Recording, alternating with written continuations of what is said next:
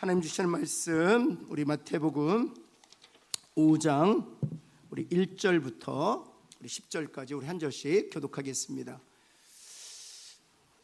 1절 말씀 먼저 제가 보겠습니다. 예수께서 무리를 보시고 산에 올라가 앉으시니 제자들이 나온지라. 심령이 가난한 자는 복이 있나니 천국이 그들의 것이며 온유한 자는 복이 있나니 그들이 땅을 기업으로 받을 것이며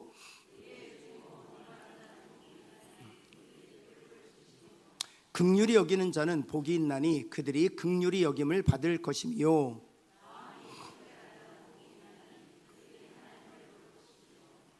화평하게 하는 자는 복이 있나니 그들이 하나님의 아들이라 일컬음을 받을 것이며 박해를 받는 자는 복이 있나니 천국이 그들의 것이니라. 아멘. 우리 좌우 있는 분들에게 한번 축복합시다. 사랑합니다. 축복합니다. 한번 늘 하던 대로 한 명씩 전도합시다. 한번 할까요? 네. 전도해야 될 곳은 여러분이 아시니까. 네. 우리가 지난주는 우리 예수 그리스도 메시아의 오심과 준비에 대해서 우리가 함께 나누었습니다. 특별히 우리가 그 예수 그리스도의 오심과 그 준비와 관련해서 우리가 살펴보았는데 그 중에 하나가 예수님께서 시험 받으신 장면을 우리 함께 살펴봤죠. 왜 성령께서는 예수 그리스도를 광야로 이끌어내어 사단에게 시험 받게 하셨느냐, 그 부분에 대해서 우리 함께 나누었습니다. 그것은 바로 하나님의 계획과 뜻 때문이라고 말씀드렸는데 두 가지 이유가 있습니다. 또 다른 이유도 있지만 대표적으로 두 가지 이유가 있는데 한 번 더 여러분 정리하시면 좋겠어요. 첫 번째 이유는 우리도 그리스도 안에서 이기고 승리한 자 되게 하시기 위해서입니다. 우리는 여전히 사단에게 시험 받습니다. 그런데 인간의 연약함 때문에 우리는 실패하죠. 그럼에도 불구하고 우리는 이긴 자예요. 왜입니까? 누가 이기셨기 때문에?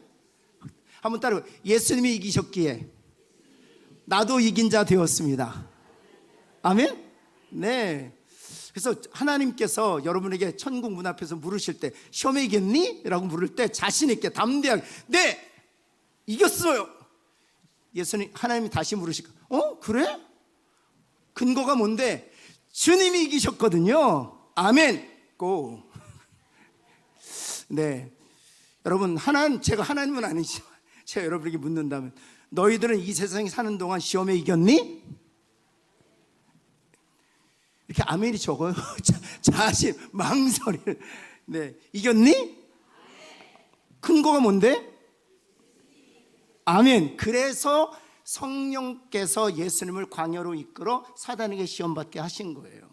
우리 모든 사람들이 그리스도와 더불어 연합한 자 되므로 우리도 이긴 자 되게 하시기 위하여 여전히 실패했지만 우리는 이긴 자 되었다는 것입니다. 제가 십자가에 대해서 설명드렸지만 우리는 여전히 죄를 짓지만 우리는 죄로부터 승리한 자 되었죠. 왜요? 예수님 십자가에 승리하셨기 때문입니다. 동일한 방식으로 주님이 사단으로부터 시험을 이기셨으니 우리들도 사단으로부터 시험을 이긴 자 된 줄을 믿습니다. 두 번째는 무엇인가 하면 여전히 그럼에도 불구하고 현실에서 우리 시험을 당하죠. 유혹을 만나죠. 주님이 성령에 이끌려 시험을 당하심으로 그 시험에서 이길 수 있는 방법을 우리에게 보여주셨어요. 그리고 그 방법대로 살면 우리도 마주하는 시험 속에서 우리도 이기고 승리할 수 있다. 실제적 시험으로부터 이기고 승리할 수 있음을 보여주고 계시는 것이죠. 그렇다면 그 방법이 무엇이라고 말씀드렸죠? 말씀이에요. 말씀 외에는 다시 말씀드립니다. 기도로 이길까요? 말씀으로 이길까요? 그렇죠. 말씀으로 이기는 거예요. 그래서 시험 당할 때 기도만 하지 마세요. 주님이 시험 당하실 때 기도만 하셨나요? 아니요. 말씀으로 이기셨어요. 그래서 시험 당할 때는 말씀을 읽어야 돼요. 한번 옆에 있는 분에게 시험 당할 때는 말씀을 읽어야 합니다. 한번 할까요? 한 번은 제가 그 목회자 세미나에 갔는데 한 30분 정도 자그마한 세미나였어요. 목회를 정말 잘하시는 목사님이셨거든요. 근데 그 목사님들에게 묻는 거예요. 여러분 시험 당할 때 뭐 합니까?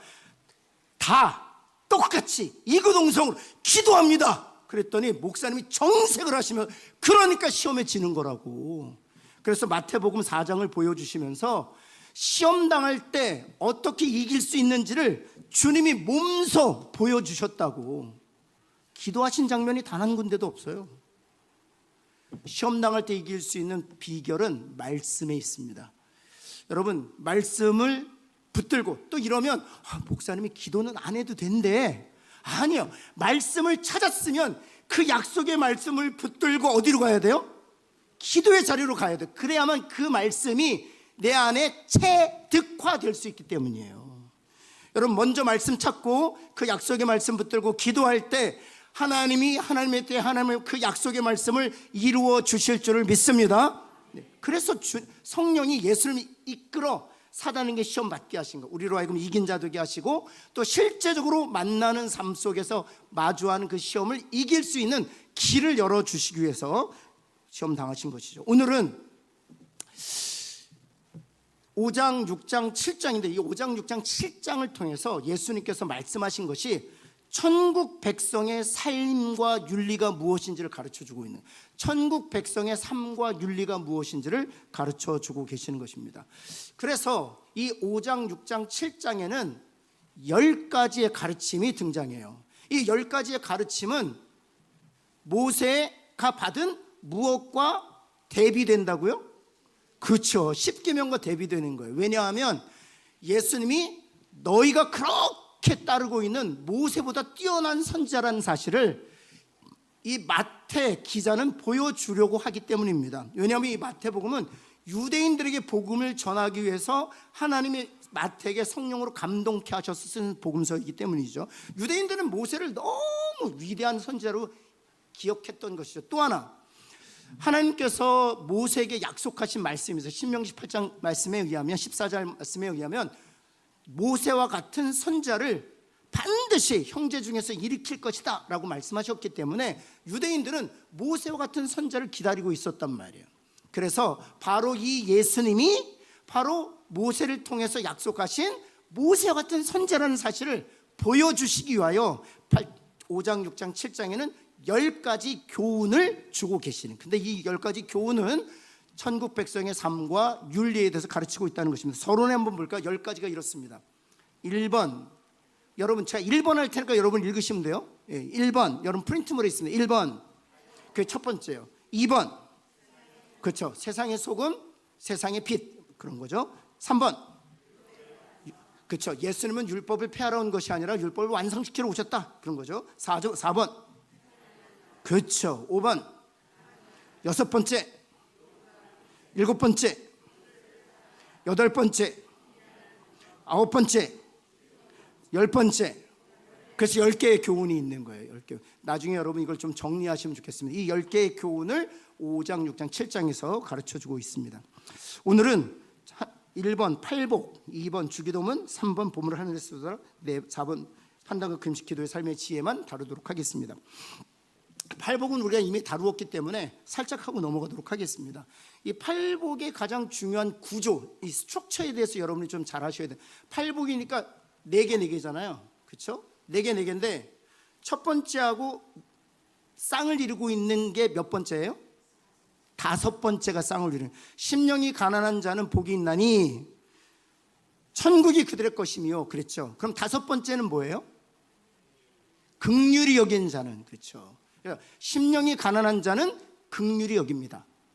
심령이 가난한 자는 다른 사람을 긍휼히 여기게 돼 있어요. 한번 따라볼까요? 심령이 가난한 자는 5번째, 긍휼히 여기는 자 된다는 거예요. 누군가를 긍휼히 여기지 못하면 나는 심령이 가난한 자가 아닌 거예요. 내 심령이 가난한 자여야만 다른 사람을 긍휼히 여길 수 있어요. 내가 부족하다는 사실을 아는 사람만이 다른 사람을 불쌍히 여길 수 있는 거예요. 내가 정말 심령이 가난한지 않은지를 확인하려면 내가 다른 사람을 불쌍히 여기는지 치긴히 여기는지를 보아야 돼요. 만약 다른 사람에 대한 긍휼한 마음이 없으면 나는 심령이 가난하지 않은 거예요. 그렇게 쌍을 이루는 것이죠. 2번째는 무엇입니까? 애통하는 자는, 그렇죠. 근데 애통한다라고 할 때 슬피 우는 것만 생각하시면 안 돼요. 맞긴 한데 애통하는 것인데 그 대상이 있어요. 애통하는 것에 대한 대상이, 무엇에 대하여 애통해야 한다고요? 그렇죠. 죄에 대해서 애통해야 하는 거예요. 죄에 대해서. 사업 망해서 애통해야 하는 게 아니에요. 질병에 걸려서 애통해야 하는 게 아니에요. 죄에 대해서 애통해야 하는 거예요. 죄로 말미암아 우리의 자녀들이 망가지는 것을 보면서 애통해야 하는 거예요. 죄로 말미암아 교회가 무너지는 것을 보면서 애통해야 하는 거예요. 죄로 말미암아 이 사회가 타락해져 가는 것을 보면서 애통해야 하는 거예요. 그게 애통해야 하는 마음이에요. 여러분, 죄로 인하여 파괴되고 죄로 인하여 갈등 가운데 있고 죄로 인하여 무너져가는 것들을 보면서 애통해할 수 있는 저와 여러분 되기를 간절히 소원합니다. 근데 우리는 어떤 줄 아세요? 때로는 죄 때문에 무너졌는데 고소해요. 그거 쌤통이다. 그럴 수 있단 말이에요. 내가 싫어하는 사람이 그런 어려운 일을 당하면 그것 봐. 내가 그러지 말라고 그랬지. 에이, 고소하다. 애통하지 않은 거예요. 주님은 그렇지 않으셨어요. 주님은 자신을 적대하는 사람도 저들이 하는 일을 알지 못하나이다. 애통해 하셨어요. 여러분, 그래서 애통해 하는 자가 두 번째인데 이 두 번째는 몇 번째하고 쌍을 이루고 있어요? 여섯 번째하고 쌍을 이루고. 그럼 애통해 하는 자는 그 다음 여섯 번째는 뭘까요? 뭐예요?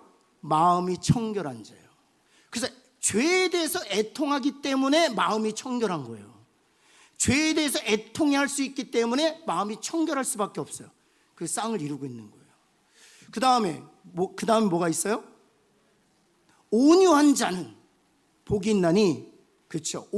온유가 뭐라고 그랬어요? 그냥 단순히 부드러운 것만을 의미하는 게 아니죠. 내게 실력도 있어요. 내게 능력도 있어요. 다른 사람들을 제압할 수 있는 파워도 있어요. 그런데 그 실력이나 능력이나 파워를 다른 사람들을 제압하는 데 사용하지 않는 거예요. 칼을 뽑을 수 있는 거예요. 그 칼은 뭐든지 잘라버릴 수 있어요. 모든 견고한지를 파괴할 수 있어요. 그러나 그 칼을 사용하지 않는 거예요. 그게 온유한 거예요. 한번 옆에 있는 분에게 당신에게 칼이 있지만 그 칼을 쓰지 않는 것이 온유입니다. 뭐랄까요? 여러분에게 실력이 있지만 그 실력으로 다른 사람들을 제압하는 데 사용하지 않는 게 온유인 거예요. 여러분에게 능히 그 권리가 있고 능히 지위가 있지만 그 권리와 지혜로 권리와 그 지위로 다른 사람을 핍박하지 않는 거예요. 그게 온유인 거예요. 근데 우리는요, 우리 교회는 없어요. 제가 옛날에 부목사, 내가 우리 교회 창립 멤버예요. 창립 멤버. 그러면서 새로 오신 분, 새 신자들을 제압해요. 제압이 뭐냐면 조용히 해. 교회 왔으면 조용히 해. 딱 제압하는 거예요. 장로님들 중에도 그러면, 담임 목사도 그런, 어디 그런단 말이에요. 지위나 권리와 그것으로 제압하는, 그건 온유한 게 아니에요. 온유한 사람. 그런데 우리가 온유를 어떻게 이해하냐면 이런 거예요. 능력도 없어요. 다른 사람을 제압할 수 있는 실력도 없어요.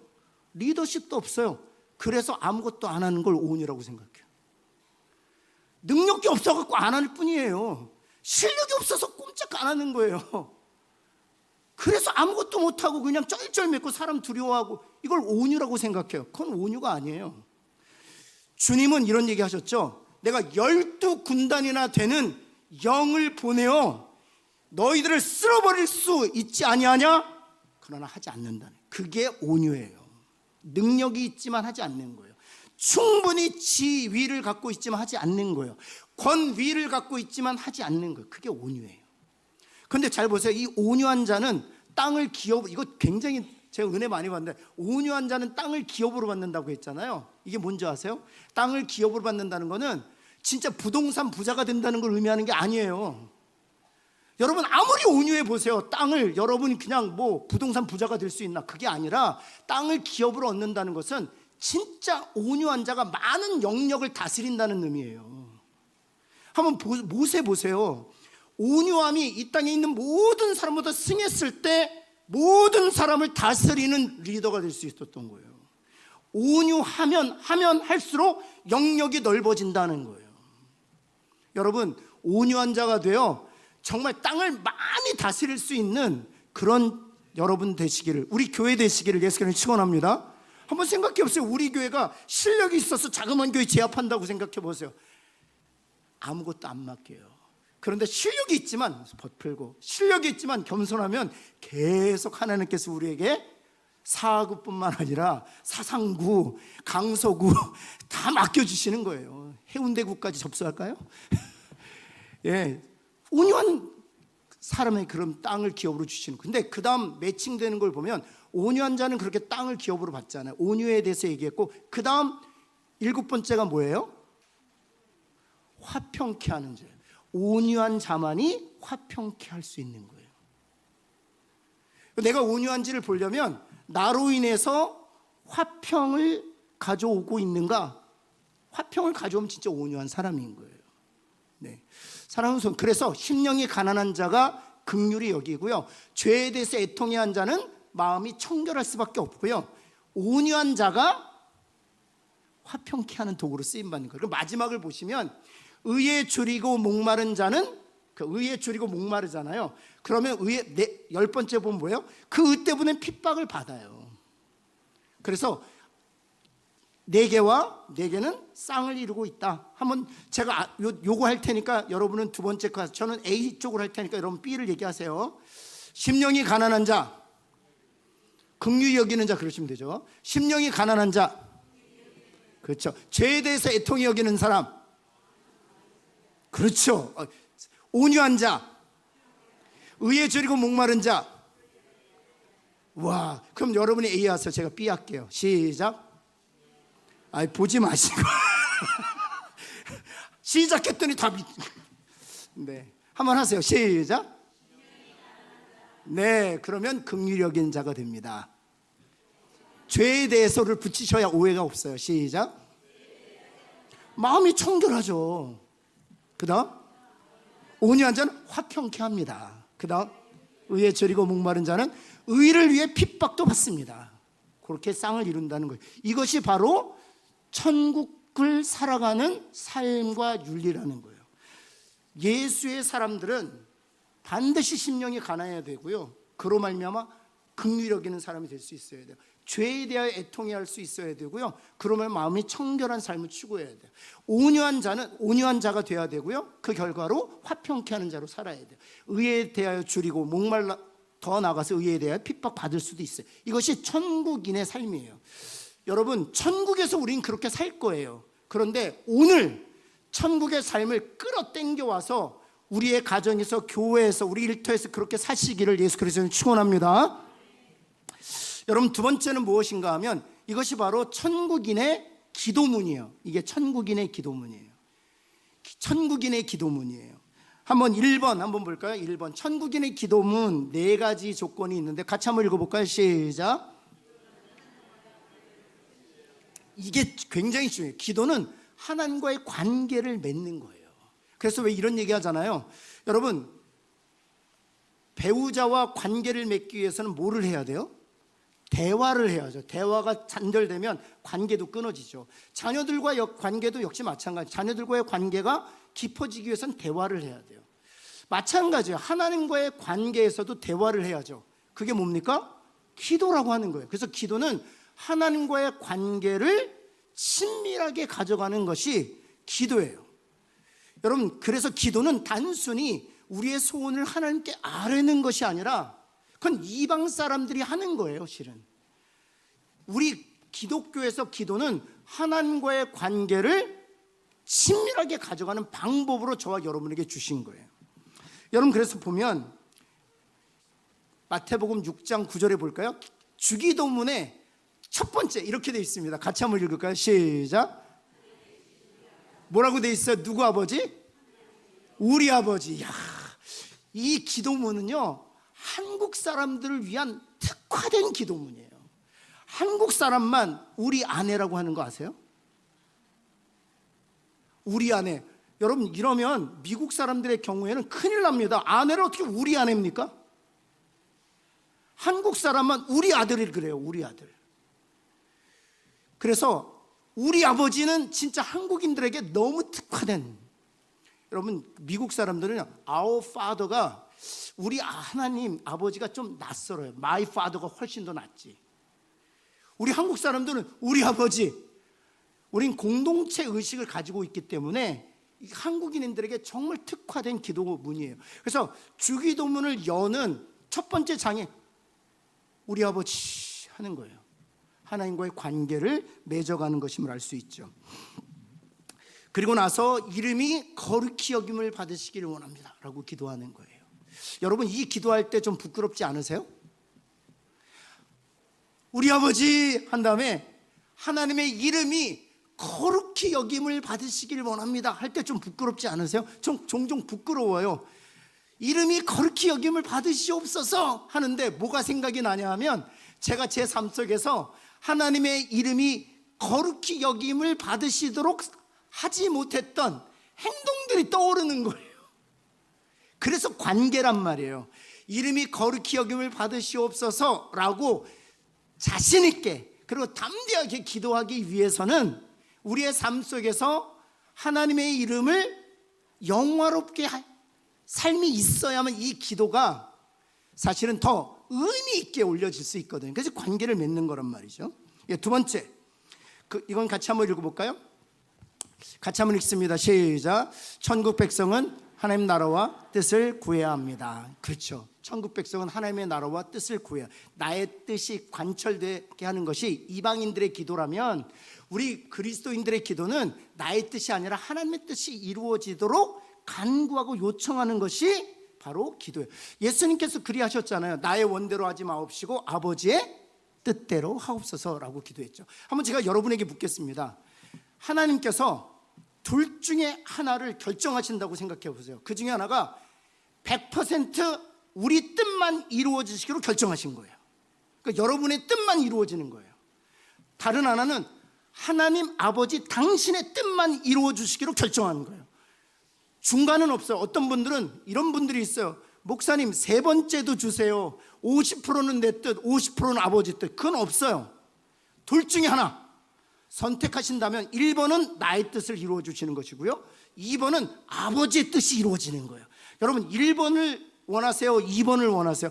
혹시나 여러분들이 다른 사람이 볼까봐 그래도 내가 장로식인데 1번을 선택하면 뭐라 하겠지라고 생각하지 마시고, 하나님 아버지께서 지금 이 시간 여러분이 진짜 선택하는 것만 주시겠다고 결정하신다면, 여러분이 지금까지 신앙생활 하면서 여러분 스스로를 볼 때 나의 뜻을 이루어 주시는 것이 여러분에게 유익한지, 아버지의 뜻이 이루어지는 것이 여러분에게 유익한지 선택하시란 말이죠. 한번 볼까요?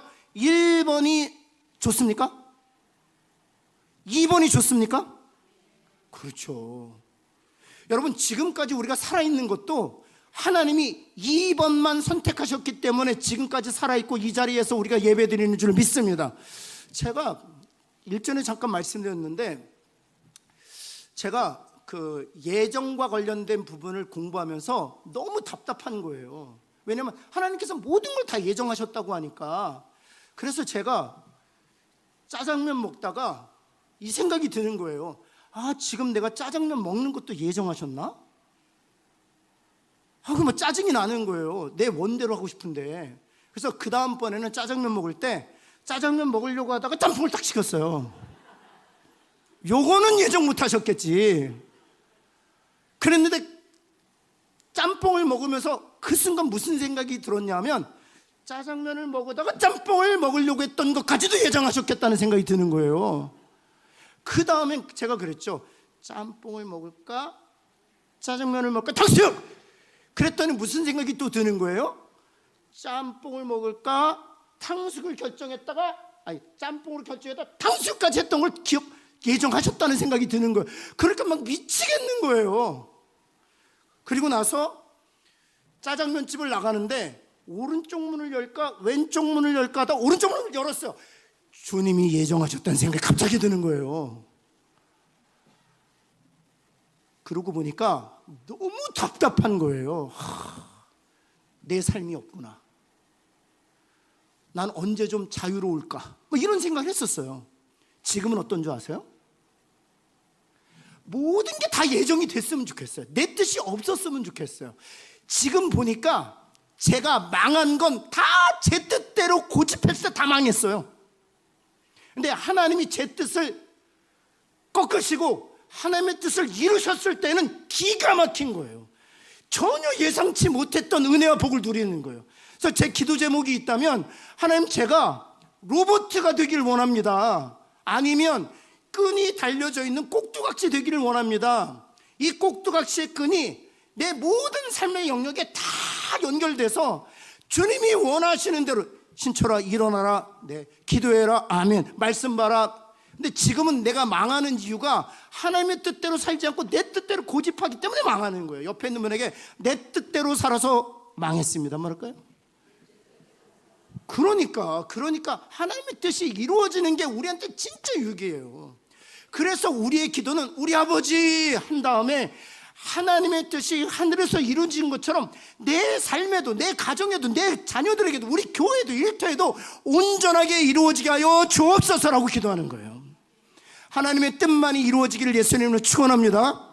만약 겟세마네 동산에서 하나님이 은혜를 베푸셔서 주님의 뜻이 이루어지도록 하셨다면 저와 여러분은 지옥이에요. 주님의 뜻을 꺾으시고 아버지 뜻을 관철하셨기 때문에 저와 여러분이 구원을 얻어 천국 백성이 된 줄을 믿습니다. 아버지의 뜻은 너무 유익한 거예요. 두 번째가 그런 거예요. 하나님의 뜻만을 위해서. 이거는 하나님의 계획을 성취하는 일에 우리를 도구로 쓰시기 위함이 아니에요. 하나님의 뜻이 이루어질 때 그것이 우리에게 가장 큰 유익이 되기 때문에 기도하라고 말씀하시는 거예요. 여러분, 세 번째, 천국 백성은 일용할 양식을 하나님께 의뢰합니다. 이 일용할 양식도 누구에게 달라고 기도하는 거예요? 그렇죠. 여러분, 지금 여러분이 먹고 사는 것은 여러분의 실력이 있어서가 아니에요. 여러분이 능력이 있어서가 아니에요. 하나님이 먹게 해주셨기 때문이에요. 여러분뿐만 아니라 입맛이 누가 주신 거예요? 전 너무 감사해요. 배불러도 입맛은 여전히 또 살아있어요. 제 아내가 그러는 거예요. 여보, 그러고도 또 먹을 수 있네? 할렐루야. 여러분, 아무리 살아의 진미가 있어도 입맛이 없으면 어떻습니까? 먹고 싶지 않아요. 입맛도 하나님 주신 것이고 먹을 수 있는 것도 하나님 주신 것이고 다 하나님 주신 거예요. 여러분 따라해 볼까요? 내 실력으로 사는 것이 아니라 하나님의 은혜로 사는 것입니다. 그래서 일용할 양식을 달라고 기도하는 것은 무슨 고백인 줄 아세요? 일용할 양식을 달라고 기도하는 것이기도 하지만 이 일용할 양식은 하나님께로 왔다는 것을 다시 한번 기도를 통해서 확인하는 거예요. 사랑하는 성도 여러분, 하나님께서 주시는 줄을 믿습니다. 그러기에 하나님께서 또한 공급해 주실 줄을 믿습니다. 여러분, 네 번째는 무엇입니까? 용서와 보호를 구하는 거예요.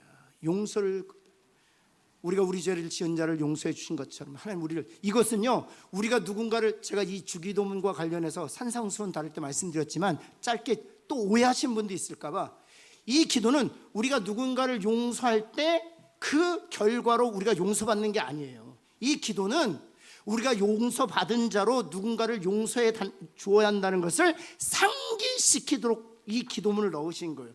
너희가 용서받은 자가 되었지 않느냐? 그러기에 너희도 누군가를 용서해야 된다는 것을 이 기도문을 통해서 하나님께서 다시 한번 우리로 하여금 기억하게 하시는 것이죠. 우리는 용서받은 자로서 다른 사람을 용서하는 저와 여러분 되기를 예수 그리스도는 축원합니다. 또한 우리는 날마다 발을 씻어야 되는 사람이기도 한 것이죠. 여러분, 뿐만 아니라 보호를 구해야 돼요. 모든 악으로부터 보호하여 주옵소서. 하나님께서 저와 여러분을 악으로부터 보호해 주시기를 예수 그리스도는 축원합니다. 여러분, 세 번째, 이것이 기도예요. 얼마나 아름다운 기도예요, 그렇죠? 하나님과의 관계. 두 번째는 하나님의 뜻이 이루어지도록. 세 번째는 일용할 양식은 하나님께서 주신 것입니다. 네 번째는 우리를 용서해 주시고 악으로부터 보호해 주옵소서. 이것이 진정한 기도. 그래서 여러분, 혹시 새벽 기도나 그 다음에 혼자 개인 기도하실 때 뭘 위해서 기도해야 될지 잘 모르시는 분들은 이 주기도문의 순서를 따라서 기도하면 아주 좋아요. 주기도문의 순서를 따라서 기도하면 좋아요. 첫 번째 관계니까, 하나님, 제가 하나님과 더 친밀한 관계 가운데 들어가길 원합니다. 제가 하나님을 아빠, 아버지라고 부르기를 원합니다. 성령께서 내 안에 계셔서 성령님과 즐거운 교제를 갖기를 원합니다. 하나님 더 사랑하기를 원합니다. 이렇게 관계를 위해서 기도하시고, 두 번째는 하나님의 뜻이 우리 자녀들에게 이루어지기를 원합니다. 우리 손주들에게 이루어지기를 원합니다. 지금 제가 하려고 하는 일이 있는데 하나님의 뜻만이 이루어지기를 원합니다. 나의 생각이 앞서기보다는 하나님의 뜻이 앞서기를 원합니다. 세 번째는 무엇입니까? 하나님, 우리에게 일용할 양식을 주셔서 감사합니다. 우리로 하여금 먹고 살 수 있는 기회를 허락해 주셔서 감사합니다. 또한 이런 계획이 있는데 하나님 응답하여 주옵소서. 이렇게 기도하는. 마지막 세 번째는 마지막은 무엇입니까? 용서해 주옵시고 우리를 보호해 달라고 기도하는 것이죠. 이렇게 순서를 따라서 기도하면 우리가 한 시간씩 기도할 수 있죠. 여러분, 세 번째, 우리 같이 한번 볼까요? 시작. 우리 옆에 있는 분에게 보물을 하늘에 쌓아둡시다. 한번 할까요? 그렇죠. 보물은 하늘에 쌓아두어야 돼요. 여러분, 세 가지로 말하고 있는데 첫 번째 한번 읽을까요? 시작. 천국 백성은, 그렇죠, 일시적인 재물을 쌓지 않고 영원한 재물을 쌓습니다. 영원한 재물을 쌓습니다. 마태복음 6장 19절 20절 우리 한번 같이 한번 읽겠습니다. 스크린 보고 읽을까요? 시작. 너희를 위하여 보물을 땅에 쌓아두지 말고, 그렇죠, 어디다 쌓아두라? 하늘에 쌓아두라 하는 것입니다. 하늘에 쌓아두라. 물질적 재물은 썩고 잃어버릴 수 있지만 하나님 나라에서 보물은 영원하기 때문에 그렇습니다. 두 번째 한번 볼까요? 천국 백성은 누구만 의지해요? 그렇죠. 이 물질과 관련해서 누구만 의지하는 거예요? 하나님만 의지하는 거예요. 하나님만 의지하는. 여러분, 제가 늘 아내하고 얘기해요. 우리 하나님만 의지하자. 하나님만 의지하자. 정말 우리가 노후가 되어서도 하나님만 의지할 수 있으면 좋겠다. 이런 기도를 늘 해요. 하나님만 의지할. 이게 쉽진 않습니다. 자꾸 인간적인 생각이 떠올라요. 하나님만 의지할 때 하나님께서 책임져 주실 줄을 믿습니다. 저희 아버지 보니까 그래요. 저희 아버님이 은퇴를 멋있게 하셨거든요. 근데 지금까지 저희 아버님이 가장 행복하게 사세요. 너무너무 행복하게 사세요. 하나님께서 다 책임져 주셨어요. 네, 저희 아버님이 재물이 없으시니까 두 아들 먹고 살 수 있도록 축복하시잖아요. 그래서 한 번은 제가 추석 때 아버님한테 아버님 저하고 동생 어때요? 그랬더니 감사하지. 그러면서 하시는 얘기가, 내 친구 목사는 다 죽었지만 그런 얘기 하시면서 이 땅에 살면서도 많이 힘들었다 그러시더라고요. 왜요? 그랬더니 아들들이 사업해서 꼬꾸라져가지고 망해가지고 퇴직금 다 주고 집 팔아서 다 주고 지금 다 길거리 내앉았어 그러더라고요. 근데 감사하지, 나는 너에게 줄 돈이 없어서 그런지 하나님이 너희를 축복하시더라. 와, 진짜 진리가 거기에 있더라고요. 여러분, 하나님을 의지할 때 하나님이 책임져 주실 줄을 믿습니다. 여러분 중에 내가 우리 자녀들에게 물려줄 게 없는데 걱정하지 마세요. 걱정하지 마세요. 하나님이 책임져 주실 줄을 믿습니다. 우리가 하나님 믿잖아요. 그래야 된다는 거예요. 예, 바로 그 얘기예요. 하나님만 의지해야 된다. 재물과 관련해서도 하나님만 의지해야 된다는 것이죠. 여러분, 그래서 마태복음 6장 25절 26절 한번 스크린 보고 한번 읽어볼까요? 시작.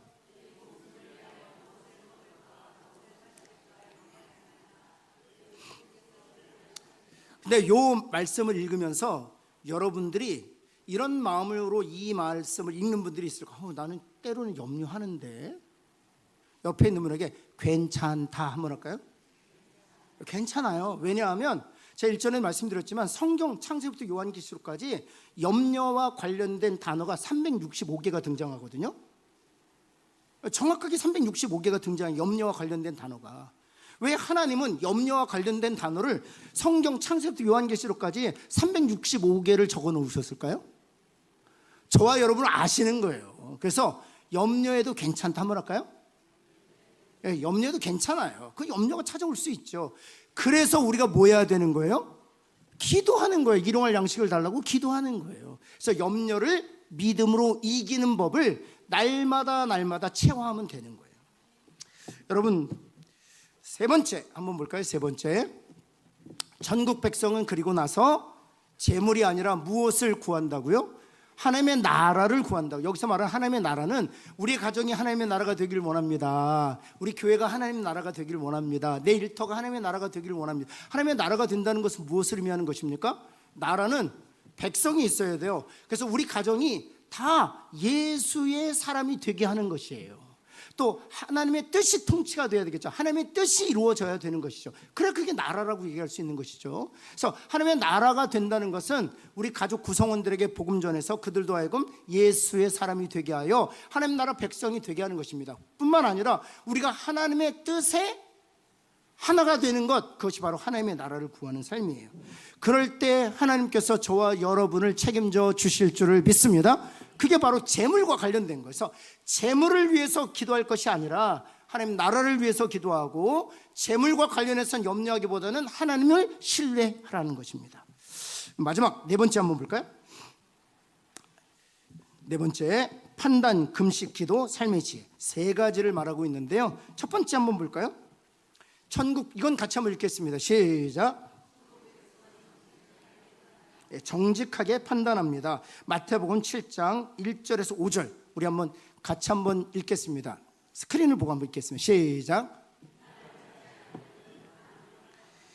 여러분, 이것은 무엇을 얘기하는 것입니까? 이 1절에서 5절 중심 주제는 나 자신을 돌아보라. 다른 사람을 비판하기보다는, 판단하기보다는 나를 돌아보라. 한번 따라해 볼까요? 다른 사람을 판단하기보다는 나를 돌아보자.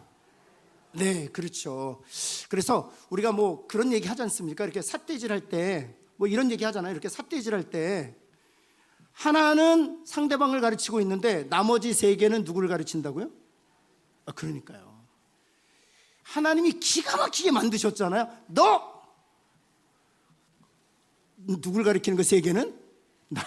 하나님이 이 손가락만 보면 너! 하면서 우리로 하여금 떠올리게 하시는, 너를 먼저 돌아보라는 거예요. 제가 이건 진짜 간증인데요. 제가 부목사님들한테도 나누지 않았던 간증인데, 제가 부목사님들을 판단할 때가 있어요. 그러니까 부목사님들의 입장에서는 부교육자들의 잔소리일 수 있어요. 그래서 제가 이렇게 잔소리를 하잖아요. 그러면 꼭 제가 그 잔소리에 해당되는 일을 어겨요. 그래서 될 수 있으면 제가 잔소리를 안 하려고 해요. 왜냐하면 예를 들면 이런 거예요. 부목사님들 새벽기도 열심히 하셔야죠. 목사가 먼저 기도해야 되지 않습니까? 제가 화요일날 그런 잔소리를 했잖아요. 수요일날 새벽기도 제가 빠집니다. 기가 막혀요. 뭐 알람을 꺼놨든지 뭐 피곤했든지 수요일날 빠져요. 볼 면목이 없어요. 별목. 제가 화요일날 잔소리를 했는데 수요일날 그랬으니 볼 면목이 없는 거예요. 그걸 통해서 하나님이 계속 저로 하여금 깨닫게 하시는 거예요. 누구를 먼저 봐라? 나 스스로를 먼저 봐. 너는 하나님 앞에 제대로 서서 기도하고 있는가를 보라는 거예요. 계속 자기 자신을 볼 때 하나님 기뻐하시는 거예요. 그리고 이게 이제 제가 깨달은 건데요. 제가 하나님 앞에서 정직하게 딱 서잖아요. 그럼 주변에 있는 사람도 말하지 않아도 서져요. 그런 거예요. 여러분, 우리 자신을 판단할 때 하나님께서 주변에도 동일한 은혜를 베푸실 줄을 믿습니다. 그래서 며느리한테 잔소리하고 싶잖아요. 그러면 그 잔소리로 자기를 판단하세요. 그리고 그 판단으로 사세요. 그러면 며느리가 그 판단에 순종하게 돼요. 말하지 않아도. 하나님이 은혜를 베푸셔서. 자녀들도 마찬가지, 지체들도 마찬가지예요. 그런 영적 경험이 있으시기를 예수 그리스도는 축원합니다. 여러분, 그게 바로 이 얘기예요. 그 다음에 두 번째 한번 같이 한번 읽어볼까요? 두 번째 같이 한번 읽습니다. 시작. 천국 백성은 기도와 금식. 기도와 금식을 하는데 진정한 기도와 금식을 실천해야 된다는 겁니다. 그게 뭡니까? 7장 7절부터 11절 말씀 한번 볼까요? 같이 한번 읽습니다. 시작. 구하라, 그러면 너에게 주실 것이요. 입을 열어 우리가 구해야 되는 것이죠. 세 번째 한번 볼까요? 천국 백성은 지혜롭게 삶을 건축한다는 것입니다. 그래서 5장, 6장, 7장을 다 말씀하신 이후에 예수님께서 하신 말씀인데요. 7장 24절, 27절 이 말씀이 사실은 이 5장, 6장, 7장 10가지 교훈을 주시고 나서 마지막으로 주시는 말씀이에요. 같이 한번 읽겠습니다. 시작. 이 말을 듣고 행하는 자는 반석 위에 집을 지은 반석 위에 지은 지혜로운 사람이 누구인가? 듣고 뭐 하는 거예요? 그렇죠. 좀 지금은 행하는 자리예요, 듣는 자리예요? 예, 옆에 있는 분에 듣는 것도 잘하시는 겁니다. 한번 할까요? 근데 듣기만 했기 때문에 우리는 지혜로운 사람은 아닌 거예요. 아직 지혜로운 사람은 이 들었던 걸 뭐 하는 거예요? 행할 때 지혜로운 사람인 거예요. 한 번은 제가 이런 얘기를 들었어요. 어느 목사님이 그 교회에 부임하셨는데 똑같은 설교를 50번을 하시는 거예요. 똑같은 설교를. 그래서 장로님들이 듣다 장로님들도 인내심이 많은 거죠. 50번을 끝까지 들었으니까. 그래서 50번째 될 때 장로님들이 목사님께 물었대요. 아니 본문도 똑같고 설교 내용도 똑같고 왜 50번을 하시냐고, 이유를 좀 말씀해 달라고. 그랬더니 목사님이 미국에서 있었더니 목사님이 그러셨대요. 여러분은 실천할 때까지 하려고요. 실천할 때까지 하려고요. 그럼 뭐 했다는 거예요? 50번 할 동안 실천했다 안 했다? 다 아멘하고 받기는 하는데 실천하지 않은 거예요. 그래서 우리가 씨앗 뿌리는 비유에 보면 기쁨으로 받지만, 그렇죠, 돌밭이어서 뿌리가 자라지 않는다 그러죠. 기쁨으로 받아요. 그 말씀을 볼 때 막 기쁨이 있어요. 감격이 있어요. 눈물도 흘려요. 실천하지 않는 거예요.